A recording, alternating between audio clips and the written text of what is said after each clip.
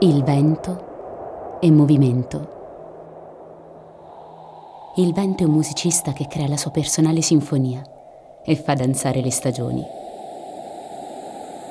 Il vento è potenza.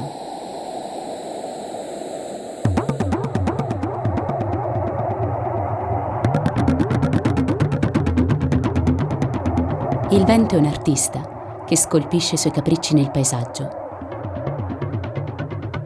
Il vento non ha confini. Attraversa gli orizzonti, supera le barriere delle vette e le distese dell'oceano. Il vento è energia. Ma il vento è anche un sentiero che noi umani possiamo solo intuire. È il volo degli uccelli che disegna per noi le invisibili strade dell'aria, nell'azzurro imperturbabile del cielo. Ci sono luoghi eletti che il vento ha scelto a sua dimora, dove due lembi di terra cercano di stringersi in un abbraccio, oltre la distesa del mare che li separa. Questo avvicinamento crea l'effetto Venturi, un'accelerazione dell'aria per la differenza di temperatura tra mare e terraferma, che amplifica la potenza del vento. È la Mecca dei velisti, ma anche il sito di uno dei più grandi parchi eolici spagnoli. E ogni anno, in primavera e in autunno, è attraversato da milioni di uccelli.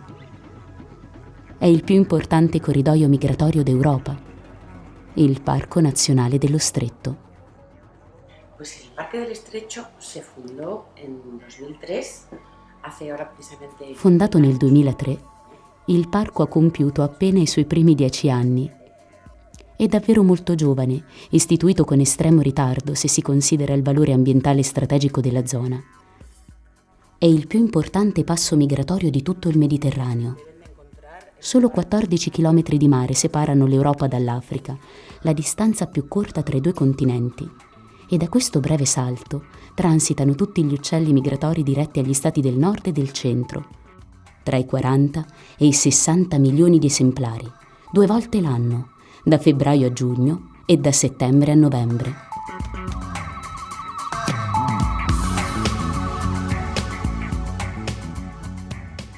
Dal 2006 è stato dichiarato riserva della biosfera.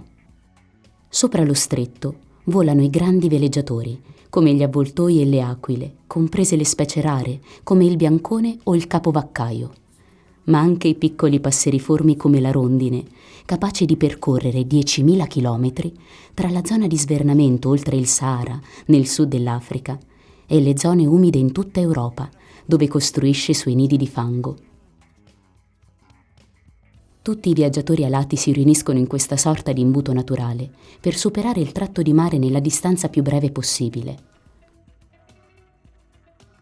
Attraversare l'oceano, infatti, è molto pericoloso, sia per i grandi veleggiatori che per i minuscoli passeracei.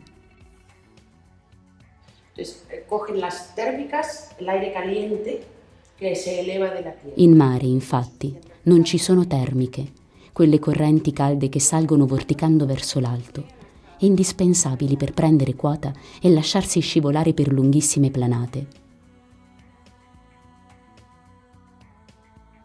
Ecco perché le antiche colonne d'Ercole sono un luogo tanto importante per i migratori. Il primo ad accorgersene fu il tenente Howard Irby, militare di stanza a Gibilterra. Nel 1895 fu incaricato di compiere un'indagine sul territorio per la corona inglese.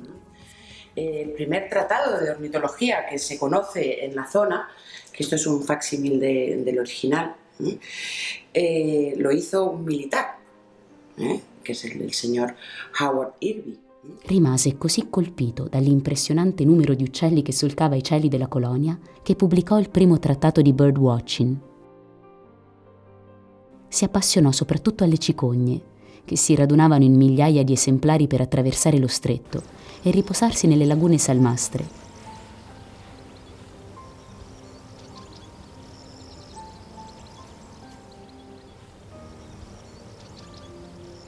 Le descrisse con un'inedita dovizia di particolari.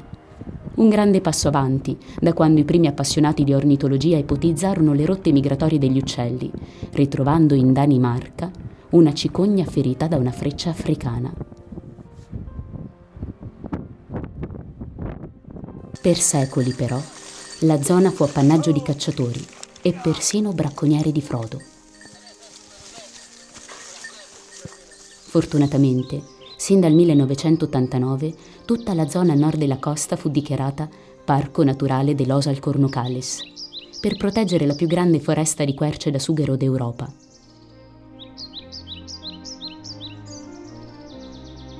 Questa antica ed impressionante estensione di alberi e verdi colline è il rifugio che tutti i migratori sfruttano per riposarsi e recuperare le energie. Come il Nipio Bruno, che qui può trovare riparo e cibo.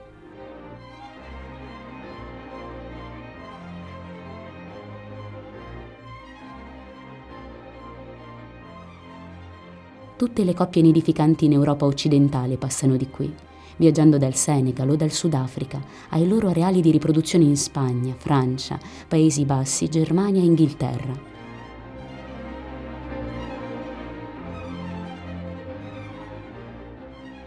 Anche maestosi avvoltoi grifoni sfruttano gli stessi boschi ombrosi, dove si fermano persino per nidificare in decine di coppie.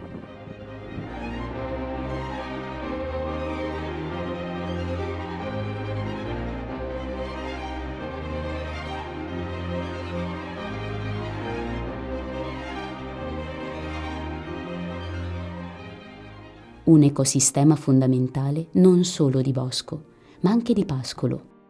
Le radure erbose, gestite da secoli con una forma ecosostenibile di allevamento brado della razza locale di bovini, la vaca retinta, sono il terreno ideale di caccia sia per i rapaci che per i trampolieri e gli ardeidi.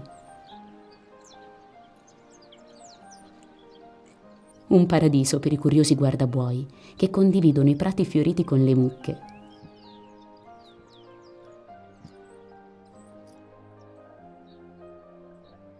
Ma nello stesso sito è stato impiantato uno dei più grandi parchi eolici d'Europa, che sfrutta lo stesso vento amato dai surfisti, lo stesso vento che fa viaggiare gli uccelli.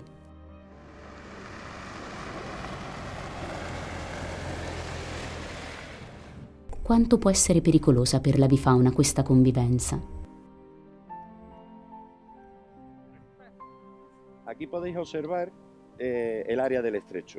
La montaña de allí al fondo es Jebel Musa, que es Marruecos. Il ratoncito del fondo sería... Dall'alto delle colline dove svettano i grandi aerogeneratori si può ammirare tutta la zona dello stretto. Dall'altra parte del mare si intravede la vetta del Jebel Moussa, territorio marocchino, e il promontorio di Ceuta, in Africa. Dal lato europeo si riconosce Gibilterra e la fascia costiera di Tarifa. Quando gli uccelli iniziano la traversata, si orientano verso terra, cercando di evitare le alte montagne di Malaga, e si ritrovano nell'imbuto naturale delle piane di Cadiz. Proprio qui si trovano davanti le enormi pale dei generatori, che ruotano ad una velocità tale da essere per loro quasi invisibili. Eppure, gli ultimi studi dimostrano che 10 chilometri di cavi dell'alta tensione o di autostrada uccidono più uccelli che 100 chilometri di fattoria eolica. L'essere umano moderno è un divoratore avido di energia.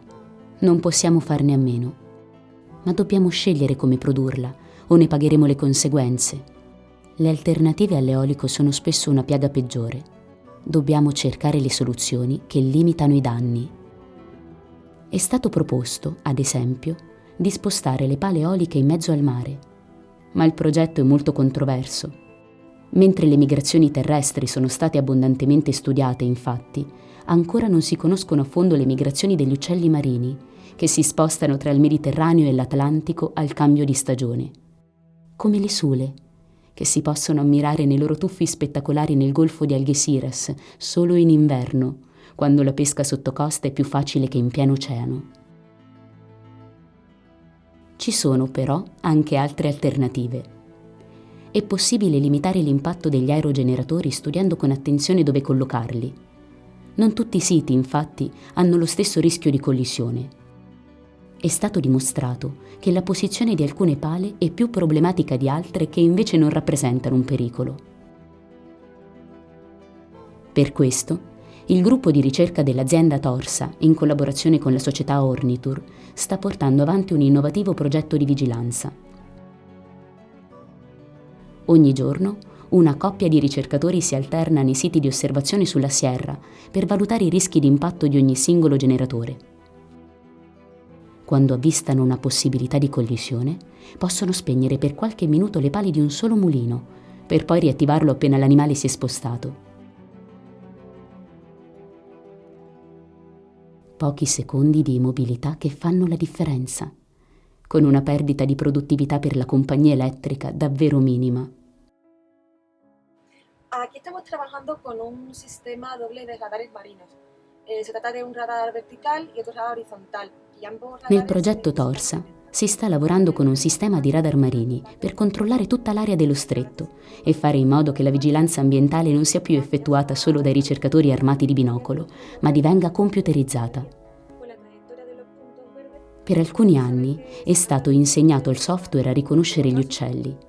Ogni volta che il radar segnalava un oggetto in movimento vicino ai generatori, il ricercatore controllava a vista la specie per collegarle in via informatica alla velocità, dimensione e tipo di volo rilevato sul monitor.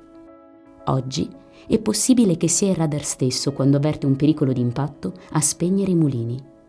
Un sistema più efficiente, in funzione 24 ore al giorno per 365 giorni all'anno, più rapido ed economico, ed anche più oggettivo, perché il radar può valutare l'effettiva distanza dell'animale dalle pale senza distorsioni ottiche. La realizzazione del progetto è il primo gradino di una migliore convivenza tra l'uomo, con la sua brama di energia, e gli animali, con le loro necessità biologiche. Un piccolo passo lungo i sentieri del vento.